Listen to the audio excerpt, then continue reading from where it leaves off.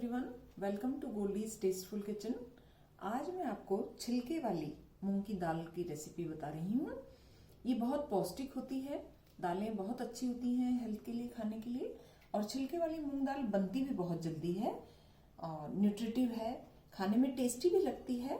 तो आज आइए इसकी रेसिपी आपसे शेयर करती हूँ। इंग्रेडिएंट्स बताती हूँ। ये देखिए, मैंने छिलके वाली मूंग की दाल को 2-3 बार पानी से धोकर इसको 10 मिनट्स के लिए भिगो लिया था। अगर हम ज़्यादा देर भिगोते हैं तो छिलका अलग हो जाता है और दाल अलग हो जाती है, तो इसलिए हमें बहुत थोड़ी देर के लिए इसको भिगोना है। बाद में इसका पानी निकाल दिया है। ये मैंने हल्दी ली है 1/2 टीस्पून, नमक लिया है टेस्ट के हिसाब से, 1/2 टीस्पून मैंने देगी मिर्च ली है क्योंकि मैंने हरी मिर्च इसमें काट के डाली हुई है। टमाटर में 1 हरी मिर्च, 3 बड़े टमाटर की मैंने प्यूरी बना ली है। 1 टीस्पून जीरा है। 1 ऑनियन को मैंने चॉप कर लिया है, फाइनली चॉप है। हींग है। देसी घी लिया है छौंक के लिए। ग्रेटेड अदरक है 1 टीस्पून। धनिया पाउडर है 1 टीस्पून। 1/2 टीस्पून गरम मसाला है। धनिया है कटा हुआ।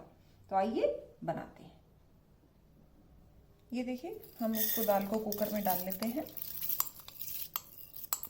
मैंने दाल 250 ग्राम ली है, यानी 1 कप, और 3 कप्स में इसमें वाटर डाल दूंगी।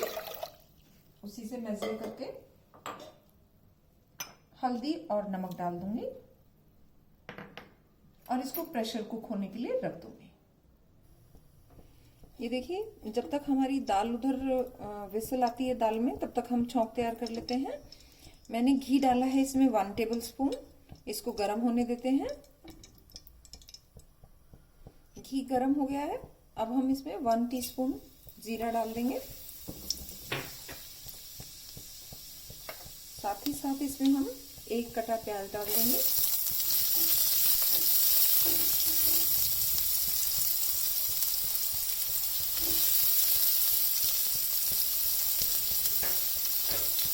साथ ही हम इसमें 1 टीस्पून अदरक जो ग्रेटेड है वो डाल देंगे। मैंने ग्रेट किया है क्योंकि कई बार बच्चों के मुंह में अदरक आता है तो वो नहीं पसंद करते हैं। इसके लिए हमें इसको अच्छे से भूनना है।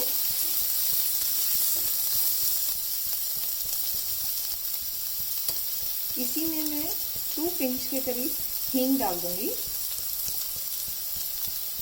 सभी दालों में हींग का फ्लेवर बहुत अच्छा आता है और ये हमें फायदा करता है। और इसको प्याज को भूनने के बाद हम इसमें टोमेटो प्यूरी ऐड करेंगे। ये देखिए, प्याज भूनने लगा है। हमें प्याज को अच्छे से भूनना है।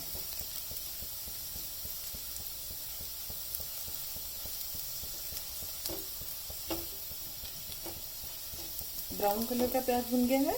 अब मैं इसमें हरी मिर्च कटी हुई और ये टोमेटो प्यूरी डाल दूंगी और इसको अच्छे से भून जाए तब तक हमें पकाना है। याद रहे, जब भी हमें टोमेटो डालते हैं, अगर हमने उसको कच्चा छोड़ दिया तो सब्जी में टेस्ट नहीं आता है। बहुत अच्छे से भुना होना चाहिए। और मैंने इसमें काट के प्याज नहीं डाला है क्योंकि ये जल्दी भुन जाएगा और सॉफ्ट हो जाता है। अदरवाइज कटे हुए टमाटर को आपको बहुत देर तक इंतजार करना पड़ता है। धनिया पाउडर हम अभी डाल देंगे 1 टीस्पून। गरम मसाला हम सबसे लास्ट में डालेंगे और इसको अच्छे से भुनने देते हैं। ये देखिए फ्रेंड्स, मसाले ने घी छोड़ दिया है और ये अच्छे से भुन गया है। ये इसकी पहचान है।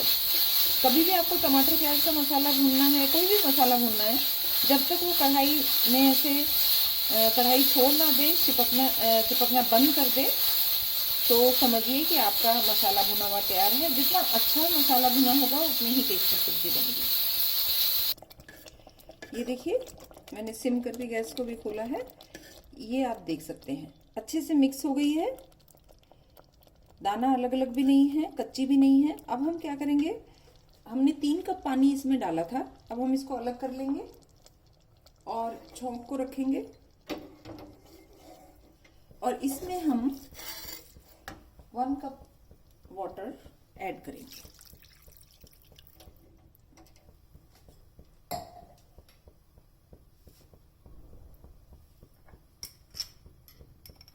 गरम मसाला डाल देंगे।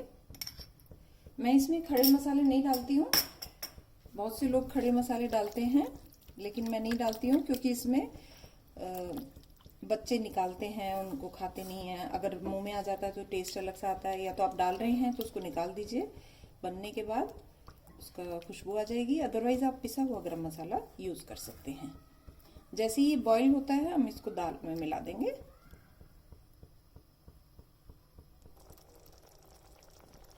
बॉईल हो गया है, इसमें हम थोड़ा सा नमक डालेंगे। बाकी नमक हमने दाल में भी डाला है, तो ध्यान से डालेंगे, ज़्यादा ना हो।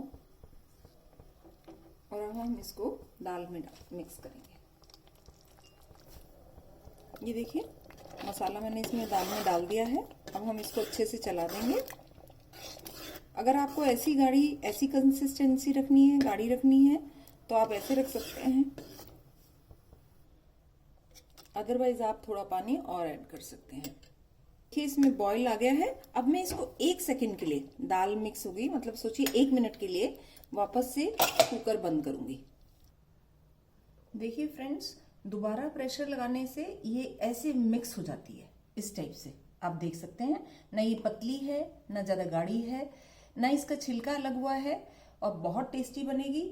जिस पैन में मैंने छौंक लगाया था उसी पैन में मैंने हल्का सा घी गरम करके उसके अंदर देगी मिर्च जो मैंने रखी हुई थी वो डाल दी है। क्योंकि कितना भी दाल में मिर्च डालें पर कलर नहीं आता है, वो मिक्स हो जाता है सारा उसके अंदर। तो ये मैंने देगी मिर्च डाली है। उसके बाद इसको थोड़ा सा हरा धनिया डाल देंगे टेस्ट के हिसाब से। ऊपर से आप थोड़ा सा वैसे घी डाल के दाल खा सकते हैं, बहुत टेस्टी लगती है।